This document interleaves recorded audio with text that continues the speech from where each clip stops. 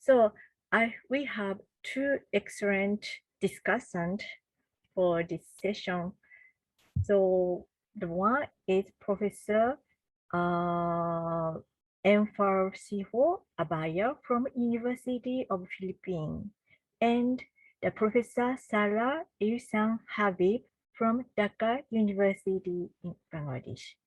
So the Professor Eufracio Abaya, please. Good morning, everyone. Let me share screen.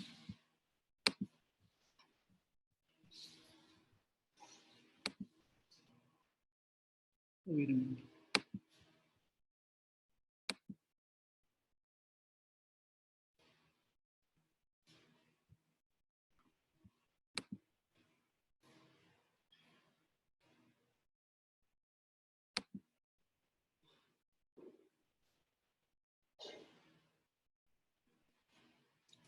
So I must say at the outset that my comments are based largely from the abstracts that were given to me, plus a bit of a PDF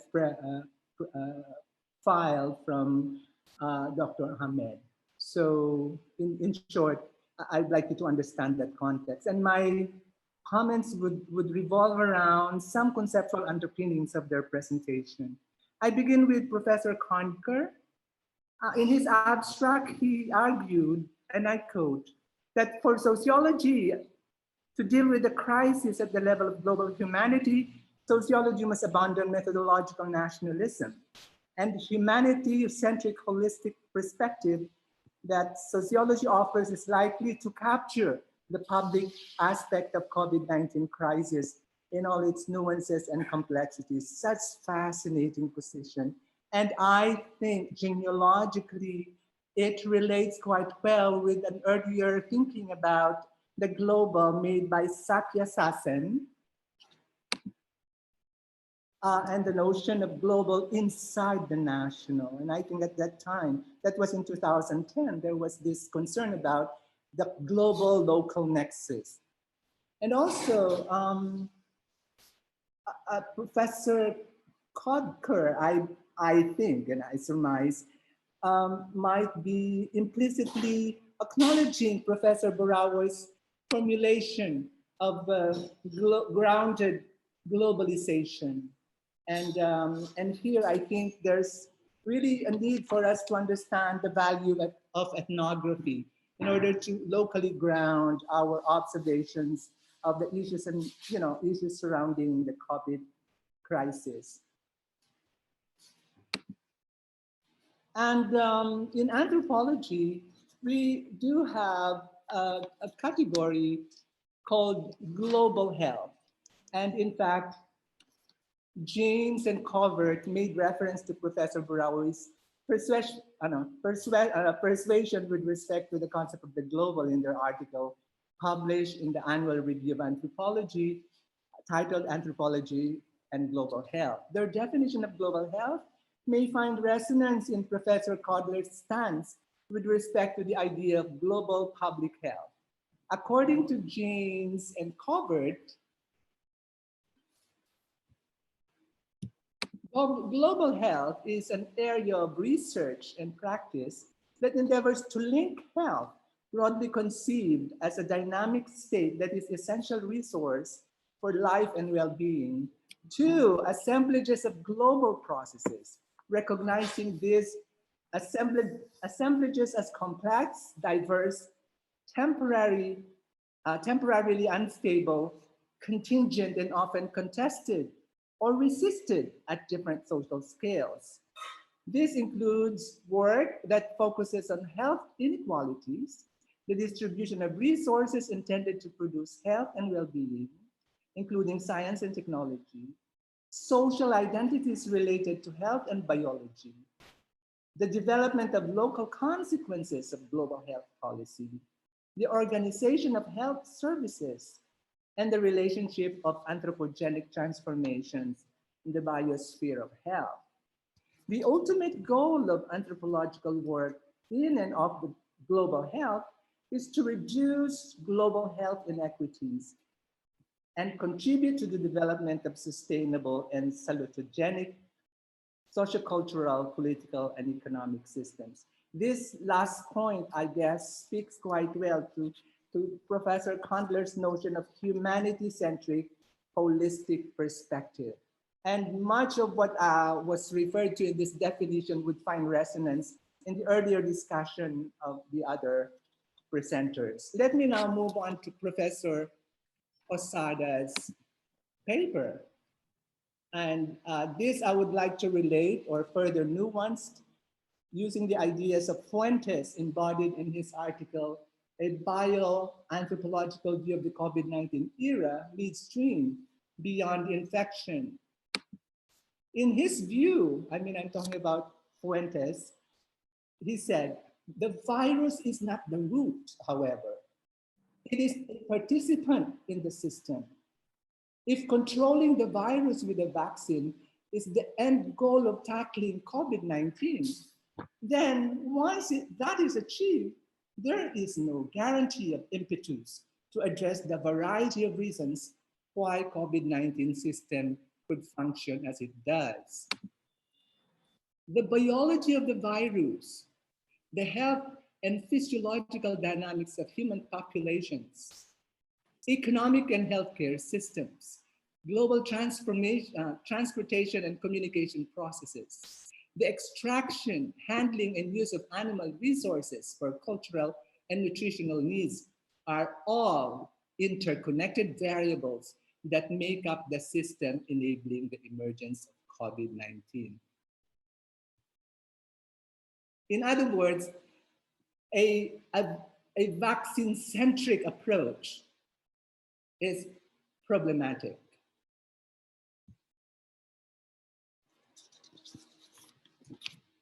He said further that, okay. Moving on, let me now comment on Professor Hossain's paper.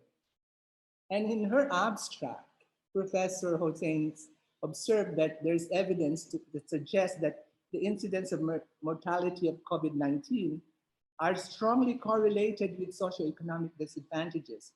For example, Australian indigenous communities, due mainly to unequal access to effective screening and follow-up treatment and higher prevalence of underlying medical comorbidities. I'd like to underline that, medical comorbidities and socioeconomic disadvantages, because I think her observations would converse with the framing of COVID-19 as a syndemic. Professor Abaya, excuse me. Yes. There's a request from the audience to maximize your slide so they can see it. Oh, sorry. Thank you. Sorry. Yeah, Irene Tanso's, writing in the chat. All right. I'm sorry about that, Dr. Emma. I failed to do that. So I'm here suggesting, following some leads from medical anthropology, the importance of the concept of syndemic, to look at the COVID crisis in terms of the notion of syndemic. And here I am presenting to you the medical definition, which of course, qualitatively and politically quite different from the one espoused in social science. And this is the one by Merrill Singer, to whom this concept is attributed. He defined syndemic as the concentration and deleterious interaction of two or more disease and other health conditions in a population, which sort of recalls the observation of Professor Hossain about comorbidities, okay? Especially as a consequence of social inequality and the unjust exercise of power. And here we can empirically suggest, for example, issues of housing, poverty, marginalization, and so forth and so on. So this biological and social factors combine to bring about those deleterious suffering, the social suffering that in this particular case COVID has engendered. So next is the notion of structural violence.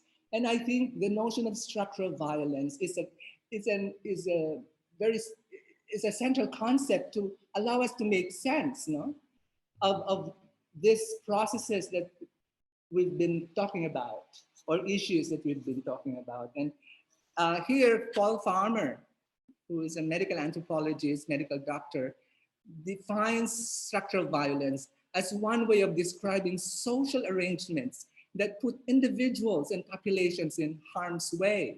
The arrangements are structural because they are embedded in the political and economic organization of our social world.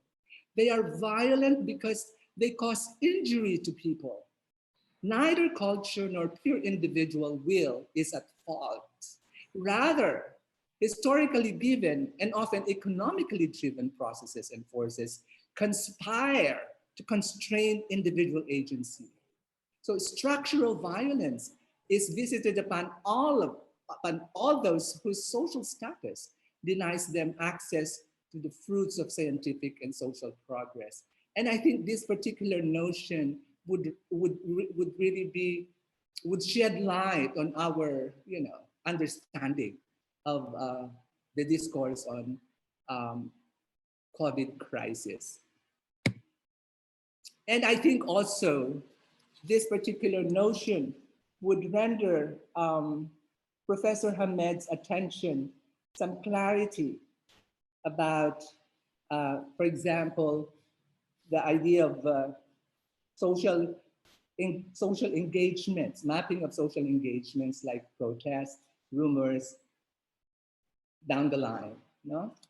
And I think also that Professor Ahmed's presentation calls attention to some, I'd like to think maybe later that Professor Ahmed would react to this, the ethical issues involved in this whole practice of social engagement or social mapping of social engagements, which is a technology, I think, that is, would come in handy for policymakers, okay? And it is here where we probably can raise the issue of ethics and politics of policymaking. I end up with these titles, or 3 articles that I thought might provide further impetus for critical explorations of COVID-19. The Syndemics and Structural Violence of COVID Pandemic by Meryl Singer and Barbara Rolko-Bauer. Casales, COVID-19. Can this crisis be transformative for global health? And lastly, Shamasunder et al.'s COVID-19 reveals weak health systems by design.